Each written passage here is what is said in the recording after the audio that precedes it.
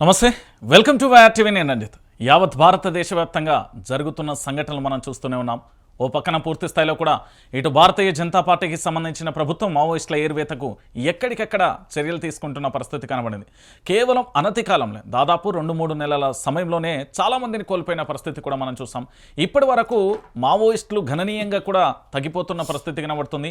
బూటకపు ఎన్కౌంటర్లు అంటూ ఓ పక్కన పౌర హక్కుల సంఘాలకు సంబంధించి ఆందోళన చేస్తూ ఉంటే, మరో పక్కన ఇక్కడ భారత రాజ్యాంగం గురించి ఉమ్మడి ఆంధ్రప్రదేశ్లో గద్దర్ రాసిన పాటలను మరొకసారి గుర్తు చేసుకుంటున్న పర్వం కొనసాగుతుంది. దాదాపుగా 40 రోజుల పైచిలకు కూడా శాంతి చర్చలకు మేము సిద్ధమంటూ మావోయిస్టుల ప్రకటన చేస్తూ ఉంటే, ఎక్కడ కూడా అటువైపు ఆలోచన లేకుండా కూడా ఎన్కౌంటర్లు చేస్తున్న పరిస్థితి అయితే కనబడుతుంది. ఈ ఎన్కౌంటర్లలో పూర్తి స్థాయిలో బూటకపు ఎన్కౌంటర్లు అంటూ ఆరోపణలు కనబడుతున్నాయి. ఇటు నంబాల కేశవ్ కూడా దొరికిన తర్వాతనే చిత్రహింసలు పెట్టి చంపారు అనే ఒక వాదన కొనసాగుతుంది. దాంతోపాటు అనారోగ్య కారణాల చేత ఆయన చేతిలో ఎలాంటి ఆయుధం కూడా లేదు, కావాలనే రాజకీయం చేసి మరీ చిత్రహింసలు పెట్టి చంపారు అనే ఒక వాదన. ఇక దాంతోపాటు మరో అంశం ఏంటంటే, లొంగుబాటుకు గురైన వాళ్ళందరూ కూడా పక్కా సమాచారం ఇచ్చారు. దాంతోనే ఈ ఎన్కౌంటర్ జరిగిందనే ఆరోపణ అయితే కొనసాగుతుంది. అయితే తెలంగాణ రాష్ట్ర వ్యాప్తంగా పూర్తి స్థాయిలో అన్ని రాజకీయ పార్టీలతోని శాంతి చర్చలకు సంబంధించి శాంతి చర్చల నాయకుడు, దాంతోపాటు కేంద్ర కమిటీ మాజీ మావోయిస్టు జంపానగర్ ప్రస్తుతం మన స్టూడియోలో ఉన్నారు. వారితో మాట్లాడే ప్రయత్నం అయితే చేద్దాం. వాస్తవాలు ఏంటి, అవాస్తవాలు ఏంటి, ఎన్కౌంటర్ జరిగిందా లేదా, జరిగితే ఎలాంటి పరిణామాలని గతంలో వారు ఎదుర్కొన్న అనుభవాలతో దీన్ని మనం కొనసాగించే ప్రయత్నం అయితే చేద్దాం. నమస్తే అండి. నమస్తే. ఏం జరిగింది అసలు నిజంగా? నంబాల కేశవ్కు సంబంధించి ఒక ప్రకటన ఏమో పూర్తి స్థాయిలో ఎన్కౌంటర్లో మరణించారని చెప్తున్న పరిస్థితి కనబడుతుంది. ఇంకా మరోవైపు బయటి ప్రపంచానికి మాత్రం ఉదయాన్నే దొరికారు, లొంగుపాటు గురైనరు, ఆ తర్వాత పూర్తి స్థాయిలో కూడా చాలా రకాలుగా చిత్రహింసలు పెట్టి చంపారు అనే వాదన వినబడుతుంది. ఇందులో నిజం ఎంత, అబద్ధం ఎంత? ఇందులో నిజం అని అంటే, మొట్టమొదటగా నీ ప్రశ్నలో ఇప్పుడు ఎన్కౌంటర్ అనే దాన్ని నేను వ్యతిరేకిస్తున్నా. దాదాపు గత 7 నెలల నుండి నేను చెప్తున్న విషయం ఏంటంటే, ఇది ఎన్కౌంటర్స్ కావు, ఇవి యుద్ధము అని అంటే, ఇప్పుడు మనం చూద్దాం కరిగుట్టల్లో కానీ లేదా ఇప్పుడున్న మొన్నటి దాడిలో కానీ 20,000 25,000 మంది బలగాలు పాల్గొన్నాయి. ఒక్కరోజు కాదు, 3 రోజులు 4 రోజులు వరుసగా, లేకపోతే కరిగుట్టలు అయితే చాలా రోజులు 21 రోజు వాళ్ళు కంటిన్యూ చేసిండ్రు. ఎన్కౌంటర్ అంటే వేరే కదా, ఏదో సరే అక్కడ తీవ్రవాదులు ఉన్నప్పుడు పోయి పట్టుకోవడానికి పోయినప్పుడు అక్కడ వాళ్ళు ఎదురుకాల్పులు చేస్తే వీళ్ళ రక్షణ కోసం వీళ్ళు కాల్పులు చేస్తే ఎదురుకాల్పులు, ఎన్కౌంటర్ ఇంగ్లీష్లో. కానీ ఇక్కడ ఏంటిదని అంటే, ఒక సమాచారంతో వేల సంఖ్యలో బలగాలు ఏం బలగాలు ఇవి? ఆర్టిలరీ అంటే ఏంటిది? మిలిటరీ రంగంలో కూడా ఆర్టిలరీ అనేది ఉంటుంది. మామూలుగా సిఆర్పి బలగాల్లో పోలీసు బలగాలు ఇవి ఉండవు. ఎక్కడ ఉంటుందంటే ఆర్టిలరీ బార్డర్ లోపల పొరుగు దేశం పైన యుద్ధం చేస్తున్నప్పుడు ఆర్టిలరీ ఉంటుంది. ఆర్టిలరీ దాంట్లో కూడా రాకెట్ లాంచర్స్ కలిగి ఉండే బ్యాచ్ ఉంటుంది, మోటార్స్ కలిగి ఉండే బ్యాచ్ ఉంటుంది, సెల్స్ వేసే బ్యాచ్ ఉంటుంది. రకరకాలుగా కూడా అంటే యుద్ధానికి అవసరమైన అన్ని రకాల వనరులు కలిగి ఉన్న ఒక కంపెనీ బెటాలియన్తో కూడుకున్నది అది మిలిటరీ. ఆ మిలిటరీ అనేది ఏతుందో అంటే సంవత్సరంన్నర కాలం లోపల ఛత్తీస్గఢ్ లోపల ఆ బలగాలు చుట్టుముట్టి దాడి చేస్తున్నాయి. ఫస్ట్ పాయింట్ ఇది గుర్తించాలి.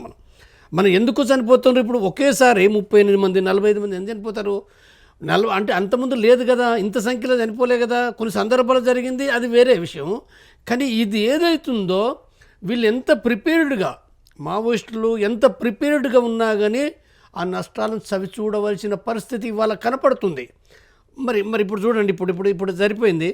వాళ్ళు 35 మంది కంపెనీ, అది మావోయిస్టు పార్టీ కంపెనీ. ఎప్పుడు వాస్తవంగా వీళ్ళ సమాచారం గత 6 నెలల క్రితమే బసవరాజు ఆ మాడుగుట్టుల్లో ఉన్న విషయం కూడా వాళ్ళకి తెలిసింది. వాళ్ళకు తెలిసిన విషయం కూడా వీళ్ళకి తెలుసు, మావోయిస్టులకు కూడా తెలుసు. ఎట్లా? ఆ మాడుగుట్ట లోపల ఉన్న వివిధ పార్టీ సభ్యులు దళాల అంటే 10 దళాలు 8 దళాలు ఉంటాయి. అక్కడ ప్లాటూన్ ఉంటుంది, లేదా ఇతర కంపెనీ కూడా ఉండొచ్చు. దాంట్లో నుంచి లొంగిపోయిన వాళ్ళకు కూడా బసవరాజు ఇక్కడ ఉన్న విషయం తెలుసు ఏదో రకంగా ముందు నుంచి కూడా. వాళ్ళు పోయి చెప్పారు, లేదా స్వయంగా ఆ కంపెనీ నుంచి అంటే కాయ్ కంపెనీ 7 అనేది అంటారో ఆ 7 నుంచి కంపెనీ కమాండర్సు, తర్వాత పీపీసీ మెంబర్సు వాళ్ళు పోయినరు. వాళ్ళు 6 పోయినరు. మరి వాళ్ళు చెప్తారు కదా, అంటే అందరు చెప్పారు. అంటే దాంట్లో అందరు ద్రోహులు అని అంటే అందరు ద్రోహులు ఏంటో మనం చెప్పలేం. కానీ కొంతమంది అయితే అనివార్యంగా వాళ్ళు అక్కడోలే కాబట్టి పోలీసుల చేతికే పోతారు, ఇంకొకటికి పోయేది లేదు. కాబట్టి ఇలాంటి పరిస్థితుల్లో కూడా వాళ్ళు కూడా సమాచారం చెప్పిండ్రు. ఎంత చెప్పిండ్రు, ఎవరెంత చెప్పినో మనం చెప్పలేం. కానీ వాళ్ళు చెప్పిండ్రు. అసలు ఈ దాడికి ముందు 17వ తారీఖు కూడా ఇద్దరు జంట, పీపీసీ జంట అంటే భార్య భర్తలు ఇద్దరు పోయారు. అంటే ఈ సమాచారం అంతా ఉండి రెగ్యులర్గా పోతుంది. రెగ్యులర్గా పోయి చాలా నింపాదిగానే వచ్చారు వాళ్ళు. మావోయిస్టులకు తెలుసనే దాంతో వచ్చారు. తెలిసినప్పటికీ దాడిని ఆపడానికి ఏం లేకుండా కంటిన్యూ వచ్చారు. మరి వాస్తవంగా వీళ్ళకి 17 తెలిసింది, వీళ్ళకి తెలిసి 19వ తారీఖు 17 షిఫ్ట్ అయిన 19వ తారీఖు కూడా డేటా షిఫ్ట్ చేసారు. మళ్ళీ షిఫ్ట్ చేసిన తర్వాత కూడా 19వ తారీఖు 5 సార్లు ఎన్కౌంటర్ అయింది. 5 సార్లు ఈ కంపెనీతోటి. అయితే విచిత్రం ఏంటంటే ఎవరికి గాయం కాలే. కానీ 20వ తారీఖు ఏదైతుందో అంటే కొద్ది దూరం పోయినరు వీళ్ళు, అంతకంటే పోలేని పరిస్థితి వచ్చేసింది. ఆగిపోయిన తర్వాత చుట్టుముట్టేసారు మొత్తం వేల బలగాలు. నువ్వు ఎక్కడికి పోలేని పరిస్థితి. పోలేవు కాబట్టి ఏమైపోయింది, అది వీళ్ళకి అర్థమైపోయింది. వాస్తవంగా వీళ్ళు ప్రాణాలు పోతాయి, ఇక తప్పదు, చేయగలిగేది ఏమీ లేదనే కాడికి కూడా వాళ్ళు వచ్చుంటారు. వాళ్ళు అయితే ఫైట్ చేసి పోదామని అనుకుంటారు. కాబట్టి 21 ఉదయమే స్టార్ట్ అయిపోయింది అది.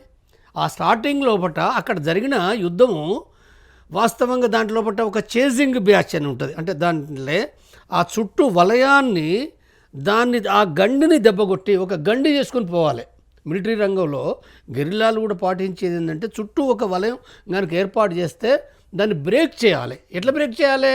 బ్రేక్ చేసే దాంట్లో కొంతమంది చనిపోతామని తెలిసి, ఎందుకంటే అక్కడ 50 మంది ఉన్నారు, విపరీతమైన ఆటో ఫైరింగ్, పటాపట్ కాలుస్తూనే ఉన్నారు, బాంబులు వేస్తుండ్రు. కానీ అక్కడి నుంచే పోవాలి. నీకు ఎక్కడ చుట్టూ ఉన్నారు, ఎక్కడి నుంచి పోతావు? కాబట్టి ఆ గండిని దెబ్బ కొట్టడం అంటే ఏం చేయాలి? వాడు కాలుస్తుంటే ముందుకు పోవాలి. చచ్చిపోతా అంటాం, చచ్చిపోతూ కూడా మళ్ళీ ముందు పోవాలి. అప్పుడు వాడు భయపడతాడు, ఎదుటిన్నోడు భయపడతారు. వాళ్ళు అరే మొత్తం ముందుకు వస్తున్నారు కదా, ఇన్ని కాల్పులు అంటే దాంతో భయపడతారు, పక్కకు జరుగుతారు. వాస్తవంగా ఒక కానిస్టేబుల్ చనిపోయాడు, డిఆర్జీ కానిస్టేబుల్ కూడా చనిపోయాడు. తర్వాత వీళ్ళ మావోయిస్టు కమాండర్ కూడా మహేష్ అనే అతను చనిపోయాడు అయినా పోయినారు వాళ్ళు. పోయిన దాంట్లో అంటే ఆ గండి ఎప్పుడైతే గండి పడ్డ తర్వాత ఆ గండిని ఉపయోగించుకొని మిగిలిన వాళ్ళు, వీళ్ళు 35 మందే కదా, 35 మంది లోపల 7 వెళ్ళిపోయారు. మిగిలిన వాళ్ళు పోలే. ఎందుకు పోలేదనో ఇప్పుడు మనం చెప్పలేము. వాళ్ళు చనిపోయింది కాబట్టి మళ్ళీ ఎక్కడో కాడ వాళ్ళకి అడ్డం అయ్యి వాళ్ళు ముందుకు పోలేకపోయినరు. వాళ్ళు 7 తప్పుకున్నారు. ఇప్పుడు దాంట్లో తప్పుకున్నది 7. అంటే మొదటి బ్యాచ్ చాలా అడ్వాన్స్ ఉండే బ్యాచ్ తప్పుకుంది, అది కొంతమంది చనిపోయినప్పటికల్లా. కాబట్టి వీళ్ళు ఇప్పుడు దాంట్లో రిపోర్ట్ ఏమున్నది? అందరూ చనిపోయినారంటే ఫైరింగ్లే అందరు చనిపోతారా? బహుశా జరగదు. ఎప్పుడు కూడా కొంతమంది గాయపడతారు. ఎప్పుడైనా నక్సలైట్లు పోలీసుల పైన పోలీసులు గాయపడితే సరెండర్ చేసుకుని వదిలిపెట్టి చాలా ఉన్నాయి. నహానుభవంలో బొచ్చడు ఉన్నాయి. అదేవిధంగా ఎక్కడైనా ఇప్పుడు మావోయిస్టులు కూడా గాయపడి ఉంటారు. అయితే ఇక్కడ వాళ్ళు చెప్తున్న దాని ప్రకారంగా బసవరాజు ఆయన అక్కడ తుపాకీ ఉండదు. ఎందుకంటే 70 సంవత్సరాలు అయిన తుపాకీ పడతాడు ఆయన. ఒకప్పుడైతే రివాల్వర్ పిస్టల్ ఉండేది, మరి ఇప్పుడు ఉన్నదా లేదా కూడా తెలియదు మనకు. కాబట్టి ఇక్కడ ఆయనకు క్లియర్గా అర్థమైంది ఏమి చేయగలిగే పరిస్థితి లేదు. చివరిలో అంటే ఆయనే పట్టుబడ్డ తర్వాత వాళ్ళకి అర్థమైపోయింది బసవరాజు అనేది. ఇప్పుడు మరి లొంగిపోయిన వాళ్ళు కూడా దాంట్లో పోలీసు బలగాలు, డిఆర్జీ బలగాలు ఉన్నారు కదా, వెంటనే గుర్తించారు కదా. కొంతమంది గాయపడిన వాళ్ళని పట్టుకుంటారు, బసవరాజుని పట్టుకున్న తర్వాత వాళ్ళు అంటే అవకాశం ఏంటంటే వాస్తవంగా మనకు ఎప్పుడు వచ్చింది వార్త? 21వ తారీఖు అంటే 11 గంటలకు మనకు బయటికి ప్రసారం అయింది. అది ప్రసారం అయిన తర్వాత అప్పటికి అంటే దాదాపు ఫైరింగ్ అప్పుడే ముగిసిపోయింది. 10కో 9:30కో పొద్దున్న నుంచి 2 గంటలు జరిగింది కదా. కాబట్టి వీళ్ళు పట్టుబడ్డ తర్వాత ఇంటరాగేషన్ చేసి ఉంటారు. వార్తను ప్రసారం చేసిర్రు, బసవరాజు చనిపోయిండు అనేది ప్రసారం చేశారు. కానీ ఫోటో ఇవ్వలే. ఫోటో ఎప్పుడు రిలీజ్ అయింది? మనకు సాయంత్రం రిలీజ్ అయింది. సాయంత్రం అంటే అదంతా డౌట్, ఇది ఫేక్ అని అంటే మళ్ళీ రిలీజ్ చేశారు. కాబట్టి వాళ్ళ హ్యాండ్ఓవర్లో ఉండి సాధారణంగా ఎప్పుడైనా, ఇప్పుడే కాదు ఏ యుద్ధంలో అయినా గాయపడ్డ వాళ్ళను మరింత కూడా ఏంటంటే వివరాలు అడుగుతారు. అంటే దాన్ని అవకాశంగా వినియోగించుకొని చిత్రహింసలు పెడుతూ అడుగుతారు. చెప్పకపోతే మళ్ళీ చిత్రహింసలు పెడతారు, అంటే చెప్తారు కదా. కాబట్టి ఈ రకంగా బసవరాజును కూడా చిత్రహింసలు పెట్టి, అనేక రకాల చిత్రహింసలు పెట్టి చివరికి వాళ్ళు ఎప్పుడు మధ్యాహ్నం సాయంత్రం వాళ్ళు చంపేసారు. అది అయితే ఇప్పుడు అందుకోసమే కదా ఇప్పుడు ఆ చిత్రహింసలు పెట్టారు కాబట్టి మనకు ఆ శవం వాళ్ళు ఇవ్వకపోవడం అనేది. ఎందుకు ఇవ్వరనంటే ఈ రకంగానే చిత్రహింసలు అంటే అవి బయటకు తెలుస్తుంది కాబట్టి తెలియని యుద్ధం దాంట్లో చేశారు. కానీ ఈ యుద్ధం ఏదైతుందో ఇక్కడ యుద్ధం వాస్తవంగా ఇది యుద్ధం అంటారు. ఈ యుద్ధంలో అంటే మొదటగా మనం కొంత అనుమానించింది ఏంటంటే ఒరిస్సాలో పట్టుబడ్డారు అనేది కొన్ని వార్తలు వచ్చినాయి. కానీ అది తప్పని తేలిపోయింది. వాస్తవంగా ఏంటంటే యుద్ధ రంగంలో జరిగింది, యుద్ధమే. కానీ ఆ చిత్రహింసలు పెట్టే తరుణంలో మనం లొంగిపోతామని చెప్పినప్పుడు వాళ్ళు అలాంటి ఆప్షన్ ఏమీ ఉండదు. ఇప్పుడు ఎక్కడ కూడా ఇప్పుడు ఇన్ని ఘటనలు జరిగినాయి కదా, వాళ్ళు లొంగిపోయినా లేదా అనేది మనం ఎవరైనా చెప్పలేము. ఎందుకంటే చనిపోయింది కాబట్టి చనిపోయిన వాళ్ళు చెప్తే కదా మనకు అర్థమయ్యేది. లేదా ఇంకోరు బతుకుంటే చెప్పాలి, లేకపోతే పోలీసులు చెప్పాలి, ఎక్కడొక్కడ లీక్ చేయాలి. పోలీసులు ఉద్యోగాలు పోతాయి కాబట్టి వాళ్ళే చేస్తారు. ఉంటారు పోలీసులు దాడికి ఉద్యోగరీత్యా కొంతమంది పోయి ఉంటారు, కానీ ప్రతి వాడు అంటే వీళ్ళందరినీ చంపాలని దాంతో పోరు కదా. యాక్చువల్గా 20,000 మంది బలగాల లోపట వాస్తవంగా ముందుండే బ్యాచ్, చంపే బ్యాచ్, వాళ్ళు వెల్ ట్రైన్డ్, అంటే చంపడానికి అన్ని రకాలుగా ఒక వాళ్ళ మెంటాలిటీ వేరున్న బ్యాచ్ ఉంటుంది. 20,000 మంది మావోయిస్టులను చంపాలని ఉండదు ఎప్పుడు కూడా. మావోయిస్టులు చాలామందిని వదిలేసింది ఉన్నది. పోలీసులు కూడా వాళ్ళంతా రైతుల కార్మికుల బిడ్డలే కదా, డ్యూటీ కోసం పోతారు కాబట్టి అక్కడ సచ్చినట్టు పోవాల్సిందే. ఆ బ్యాచ్లో పోవాలి, పోకపోతే అసలు వాడిని చంపేసి కూడా నక్సలైట్ చంపినని కూడా చెప్పినా ఆశ్చర్యం ఏం లేదు కదా. అలా కూడా ఉంటాయి. ఏమన్నా జరిగినా మీకు తెలిసిన ఉన్నాయి, ఎందుకు లేదు, సంఘటనలు ఉన్నాయి కాబట్టి ఇప్పుడు ఉద్యోగాలు తీసేస్తారు వెంటనే. వాళ్ళ బతికేంటిది, అది ఇవన్నీ ఉంటాయి కదా సమస్యలు. కాబట్టి ఇక్కడికి వచ్చేవారికి ఏంటంటే ఈ దాడి ఇక్కడ మనం ప్రాథమికంగా ఒక మాట, ఇక్కడ నంబాల కేశవకు సంబంధించి దాదా దొరికిన సందర్భంలో తన దగ్గర ఎలాంటి గన్ లేకపోయినా, ఆయుధం లేకపోయినప్పటికీ కూడా తను లొంగిపోతా అనే అలాంటి వార్త ఏమన్నా ఉండే అవకాశం ఉంటుందా? అంటే మనం చెప్పలేము. ఇప్పుడు లొంగిపోతాడు అనేది మనం ఇప్పుడు ఆల్రెడీ ఆయన కాడ తుపాకీ ఏం లేదు కాబట్టి చేతి లేపడతాడు కదా, దాని అర్థం ఏంటిది? అది తుపాకీ లేదు, ఆయన కాల్చేది ఏం లేదు. చివరి వరకు కూడా ఏంటంటే వాళ్ళు చెప్తున్నది, అంటే తప్పుకొని వచ్చిన వాళ్ళు కూడా చెప్తున్నారు కాబట్టి ఆయన ఏమి కాల్చే పరిస్థితి లేదు. అప్పటి వరకు ఆయన ఏం గాయపడలేదు కాబట్టి ఆయన చేతులు లేబట్టినట్టే కదా. చేతులు లేబట్టిన తర్వాత నువ్వు అక్కడ తిరిగి వాస్తవంగా అప్పుడు చంపలే. మనకు అర్థమవుతున్నది ఏంటంటే అప్పుడు చంపితే అది వేరే రకంగా ఉండేది. చాలా క్లియర్గా అర్థమయ్యేది ఏంటంటే ఆయన చిత్రహింసలు పెట్టిండ్రు అనేది పెడతారు కూడా. వాస్తవంగా యుద్ధ రంగంలో కూడా దొరికిన వాళ్ళను, ప్రాణాలతో బతికిన వాళ్ళని కానీ లేదా గాయపడ్డ వాళ్ళని కానీ ఆ రకంగా చిత్రహింసలు పెట్టడం సాధారణంగా అది జరుగుతుంది రహస్యాల కోసం. అంటే మావోయిస్ట్ పార్టీ అయితేనో వేరు. మావోయిస్ట్ పార్టీ అయితే వాళ్ళని చిత్రహింసలు పెట్టేది ఏముంది, వదిలేస్తుంది. చాలా సందర్భాలు వదిలేసినవి ఉన్నాయి. ఇంకా వాళ్ళ రహస్యాలు చెప్పేది ఏముంది అందులో, వాళ్ళు చెప్పేది లేదు కాబట్టి మానవతా దృక్పథంతో తుపాకులు తీసుకుంటుంది, వదిలేస్తుంది. కానీ ఇక్కడికి వచ్చేవరకు ఏంటంటే పోలీసులు కాదు ఇక్కడ మనం అనేది. ఏంటంటే పోలీసులు తప్పనే కంటే కూడా అక్కడ పై అధికార వర్గం, ప్రభుత్వ పాలసీ అది. ఆ పాలసీ ప్రకారం జరుగుతుంది కాబట్టి ఏంటంటే వాళ్ళను తిరిగి చిత్రహింసలు పెట్టి రహస్యాలు రాబట్టుకోవడం, లేదనుకున్నప్పుడు చంపేయడం అనేది వాళ్ళు సాధారణంగా చేస్తారు. లేకపోతే ఇప్పుడు ఇన్ని సందర్భాల్లో పట్ల మరి గాయపడ్డోళ్ళు 10 మందిని 20 మంది చూసినవా ఎప్పుడన్నా? అంటే యుద్ధ రంగంలో కూడా జరుగుతుంది కదా, నువ్వు ఏ యుద్ధ రంగంలో అయినా. ఇప్పుడు నంబాల కేశవన్ మొత్తానికి అయితే చిత్రహింసలు పెట్టి చంపేస్తారు అంతే. శవం కూడా పూర్తి స్థాయిలో ఇవ్వని పరిస్థితి కనబడుతుంది. అంటే అది శవాన్ని కూడా ఖననం చేసేటప్పుడైనా అది ఎక్కడ ఆచూకీ అనేది ఆ చుట్టుపక్కల గ్రామాలకు తెలిసి ఉంటుంది కదా, అట్లా ఏమన్నా ఐడెంటిటీ అక్కడ పోలీసులేనే లేకపోతే హోంగార్డులేనే వాళ్ళే కదా ఎవరో దాంట్లో ఏముంటుంది. దాంట్లో వెహికల్లో తీసుకొస్తారు, అక్కడ వేస్తారు. దాంట్లో ఇంకేం ఎవరు చూస్తారు, ఎవరు చూసి ఏముంటుంది కదా. పోలీసులు కొంతమందికి అర్థమవుతుంది, అది కూడా అర్థమయ్యేది ఏముంటుంది, గుడ్డగట్టే ఉంటుంది కదా, గుడ్డ తీయరు కదా, గుడ్డ తీసేది ఏముంటుంది కాబట్టి వాళ్ళు వేసేస్తారు. దాంట్లో ఏముంటుంది అలా. అంటే ఇప్పటికీ కూడా కొన్ని గ్రామాలు వాళ్ళకి సంబంధించిన కుటుంబ సభ్యులు కూడా ఆందోళన వ్యక్తం చేస్తారు, ఇవ్వండి అని. కోర్టులేమో ఇవ్వండి అని కూడా చెప్పిన సందర్భాలు కూడా ఉన్నాయి. కొన్ని సందర్భాలలో పూర్తి స్థాయిలో కూడా సైలెంట్ అయిపోయినాయి. మరి ఇప్పటికీ కూడా ఎందుకు ఇవ్వకుండా అదే రాద్ధాంతం వాళ్ళే చేయడానికి కారణం ఏంటి అసలు?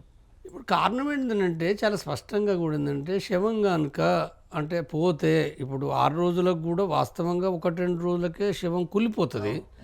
మనకు అర్థం కాదు అసలు, అంటే గాయాల లేకపోతే ఇంకేంటిదని మనకు అర్థం కాదు, పూర్తిగా అర్థం కాదు.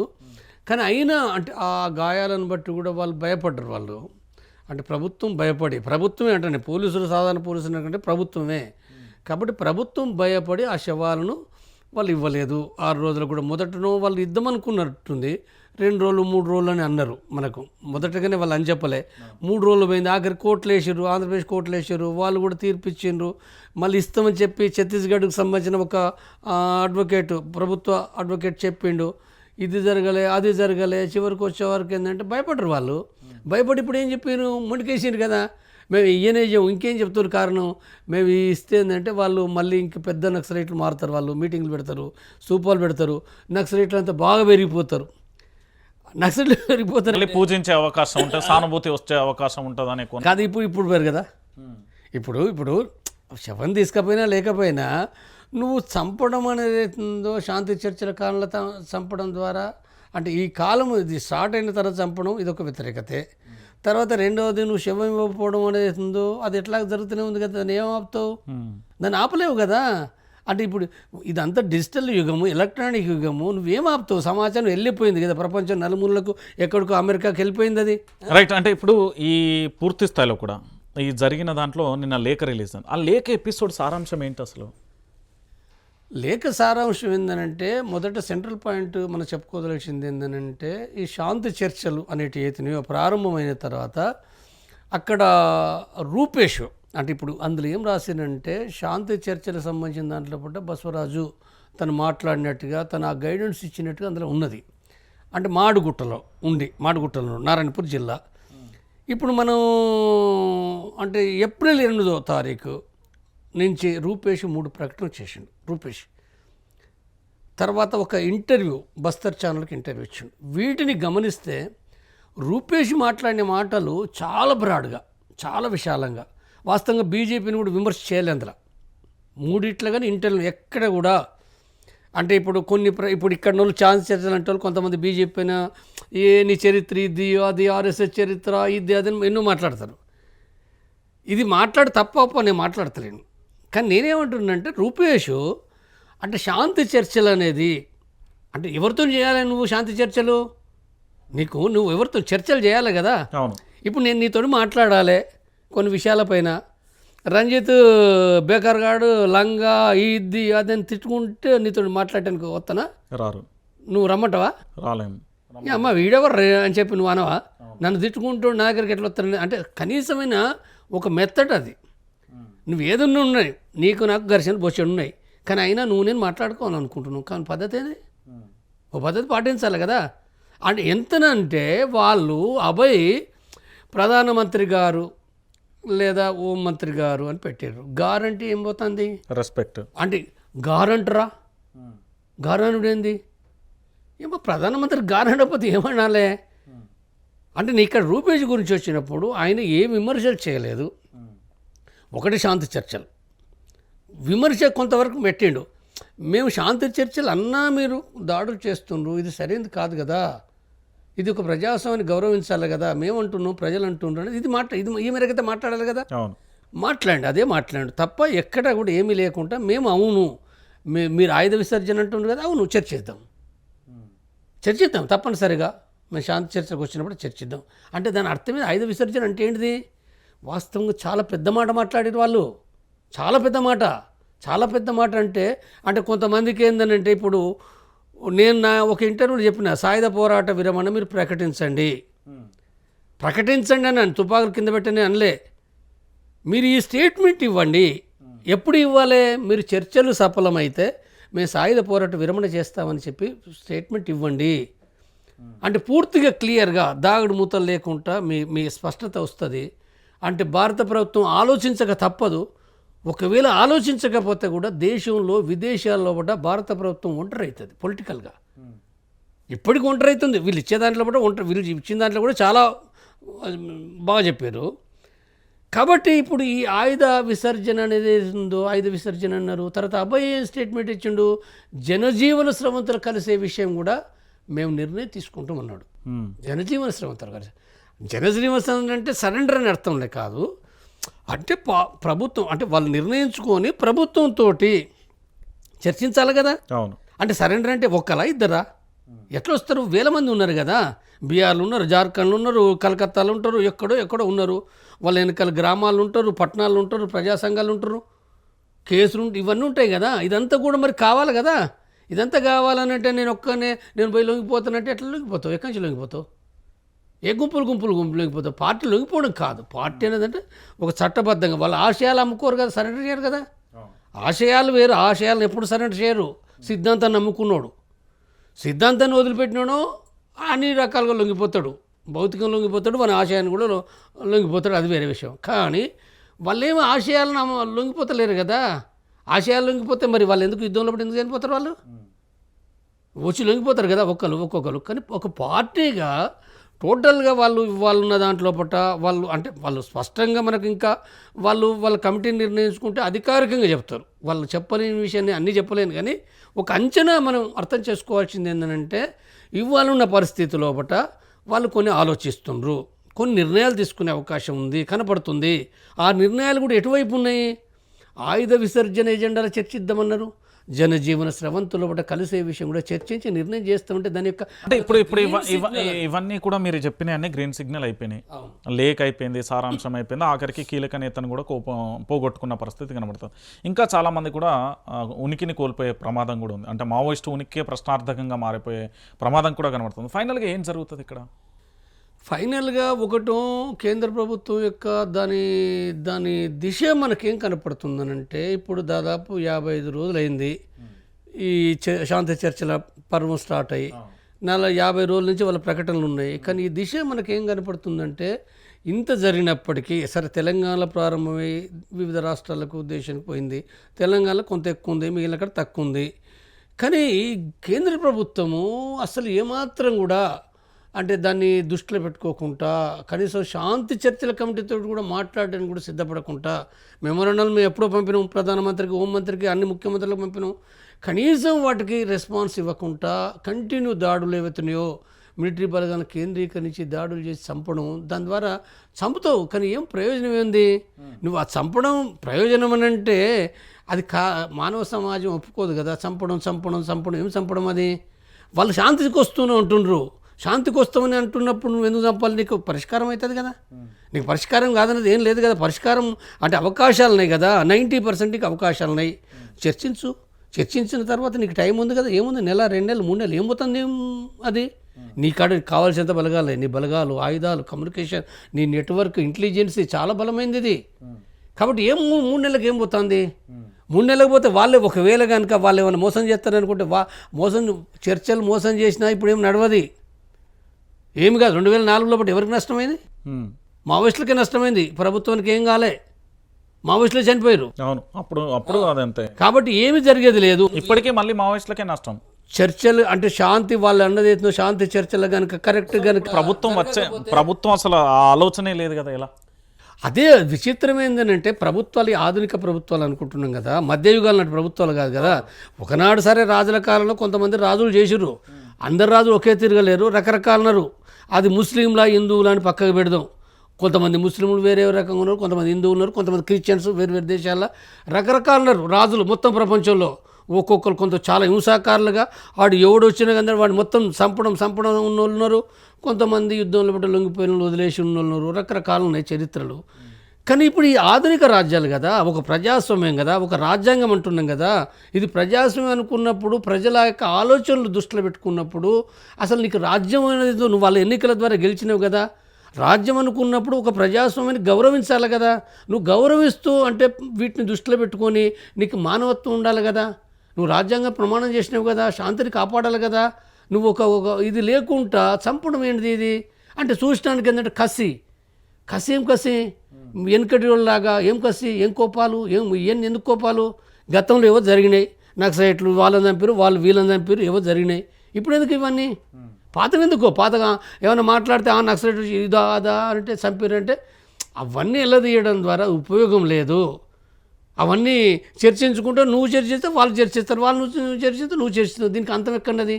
అంటే హింస ప్రతి హింస దీనికి ఉండదు కదా. ఇప్పుడు ఒకనాడు బీజేపీ తక్కువ ఉంది ఒకప్పుడు. అంటే ఇప్పుడు కొంతమంది ఏం మాట్లాడతారు, మా నాయకుని ఇట్లా చంపారు అట్లా చంపారు అని అంటే ఇప్పుడు మరి నువ్వు చంపుతావా? ఇది పద్ధతా? అట్లా అనుకుంటే ఇప్పుడు దీనికి ఎండ్ కార్డు ఉంటుందా సార్ మీ అంచనా? ఉండాలి, తప్పకుండా ఉండాలి. ప్రభుత్వం నుండి అయితే 0 స్పందన, అది క్లారిటీ కనబడుతుంది ఇక్కడ. అంటే ప్రభుత్వం 0 అనేది ఏతుందో ప్రభుత్వాన్ని దాన్ని ఒప్పించవలసిన బాధ్యత ప్రజలు, ప్రజాస్వామికవాదులే. ఆ ముందడుగు అయితే కనిపించలేదు కదా. కనిపించదు అని అంటే కనిపించే విధంగా ప్రజలు, ప్రజాస్వామికవాదులు, మేధావులు ఇంకా కదల. అంటే ఏం చేయాలి వాళ్ళు? ఏం చేయాలి? ఎంత కదిలిరు ప్రజలు, ఎంత కదిలిరు? ఇప్పుడు చూడండి, ఇక్కడ మనకు ఇక్కడ తెలంగాణలో పాటు కొంతమంది ప్రజాస్వామికవాదులు, కొన్ని ప్రజాస్వామికవాదులు కూడా అందరు కదలే. మేధావులు అంటే చాలామందికి బోర్డులు ఉంటాయి, ప్రొఫెసర్లు, అడ్వకేట్లు, జడ్జిలు ఉంటాయి. ఎంతమంది కదిలినరు? ఎంతమంది కాలేరు? కదలేదు సార్. ఓన్లీ హైదరాబాద్ చెప్తున్నా. నా అంచనా ప్రకారం నేను చూసిన పార్టీలు కూడా ఏం కదిలినాయి. పార్టీలు కూడా నేను చెప్తున్నా, పార్టీలు కొంతవరకు వెనక ముందు కమ్యూనిస్ట్ పార్టీలు, కొన్ని ఎంఎల్ పార్టీలు, సోషలిస్ట్ పార్టీలు కొన్ని కదిలినాయి. సానుభూతి పరులు మాజీ మావోయిస్టులు తప్ప ఎవరు ఇక్కడ స్పందించలేదు. సిపిఐ ఇప్పుడు ఇవాళ కూడా ముగ్ధు అంటే సిపిఎం కానీ, ఎస్యూసీ కానీ, ఎంఎల్ పార్టీలు కానీ, మాస్ లైన్ కానీ, ఈ లిబరేషన్, రెడ్ స్టార్ వగైరా కొంతవరకు మాట్లాడారు. సరే, వాళ్ళ బలాన్ని బట్టి, వాళ్ళ శక్తిని బట్టి ఓ సభలు పెట్టారు, ప్రచారం చేసిండ్రు. అది అంతవరకు ఉంది. ఇప్పుడు మనం ఇతర పార్టీలు చూద్దాం. పెద్ద పార్టీలు అంటే కాంగ్రెస్ పార్టీ, బీఆర్ఎస్ పార్టీ కదా ఇక్కడ తెలంగాణలో. మరి కాంగ్రెస్ రేవంత్ రెడ్డి అంటే మేము ప్రభుత్వ ప్రకారంగా శాంతి కమిటీ ఇస్తే మేము ఇచ్చినాం, తీసుకున్నాడు, సరే మంచిదిగానే మాట్లాడాడు. ఇది ఆర్థిక, రాజకీయ, సామాజిక సమస్య, ఎన్కౌంటర్ల ద్వారా కాదన్నాడు, ఇది చర్చలు జరగాలన్నాడు. బస్ అయిపోయిందా, మేము మా కమిటీకి, పై కమిటీకి ఇస్తానన్నాడు. మరి ఇచ్చినా? అసలు ఆ పై కమిటీ ఇన్ని రోజులు అవుతుంది, ఇన్ని జరుగుతుంటే ఏమైనా మాట్లాడిందా? ఎవరు మాట్లాడలే, ఏమీ లేదు. అంటే సస్తా అంటే చూసుకుంటే ఎక్కడో అక్కడ ఒకరో ఇద్దరో టీవీ ఛానల్లో ఒకట ఎవరో కింది వాళ్ళు వచ్చేసి మేము ఖండిస్తున్నాం, ఇది బీజేపీ కరెక్ట్ కాదని అంటారు. అని నీకు కరెక్ట్ కాదనుకున్నప్పుడు మరి ఇంత పెద్ద సమస్య, మరణాలు కలకత్తా లోపల అత్యాచారం జరిగితే దేశమంతా అట్టుడుకుతుంది, లేకపోతే ర్యాలీలు చేస్తారు.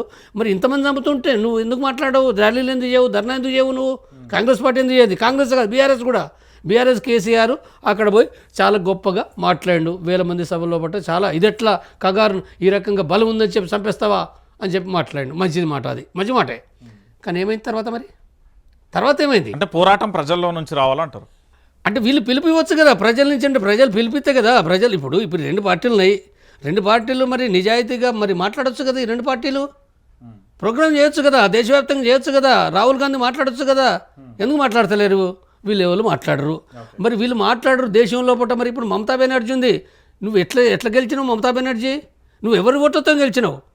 సిపిఎం ప్రభుత్వం పడిపోయిన తర్వాత నీ గెలుపు కారణం ఏంటంటే వాళ్ళు పరోక్షంగానే, నేను అనేది ప్రత్యక్షంగానే కాదు, సిపిఎంకి వ్యతిరేకంగా మావోయిస్ట్ పార్టీ పోరాడే క్రమం లోపల మమతా బెనర్జీ గెలిచింది.